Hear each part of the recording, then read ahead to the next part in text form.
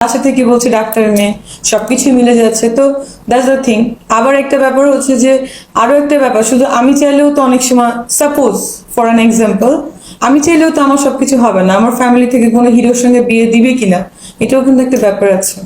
এটাও কিন্তু একটা ব্যাপার। আর আমার ফ্যামিলিতে সবাই দেখা যায় গ্রাজুয়েশন কমপ্লিট করা। আমি বলছি না, আমি not only I am telling about Sakib ভাইয়া বা সাকিব খান বা আরিফিন ভাইয়া বা আরিফিন শুভ বা এনিওয়ান বা যেই হোক, আমার ফ্যামিলিতে সবাই একটা স্ট্যান্ডার্ড আছে এডুকেশন, ওটাও কিন্তু একটা মেনটেন করে। মিনিমাম একটা গ্রাজুয়েশন লাগবে। আমি বলছি না যে হ্যাঁ, তারা আবার তাদের দিক থেকে অনেক বড় সুপারস্টার, সবকিছু ঠিক আছে, বাট আমার ফ্যামিলিরও তো একটা ব্যাপার আছে।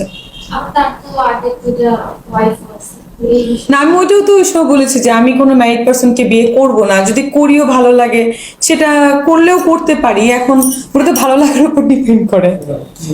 সম্পর্ক ক্রিয়েট হলে সেটাকে কিভাবে দেখেন যে না তাদের দুটো বিয়ে হয়েছে? আমরা যখন জানি শাকিব ভাইয়ের যখন প্রথম বিয়ে হয়েছিল সেটা ডিভোর্স হওয়ার পরে কিন্তু সে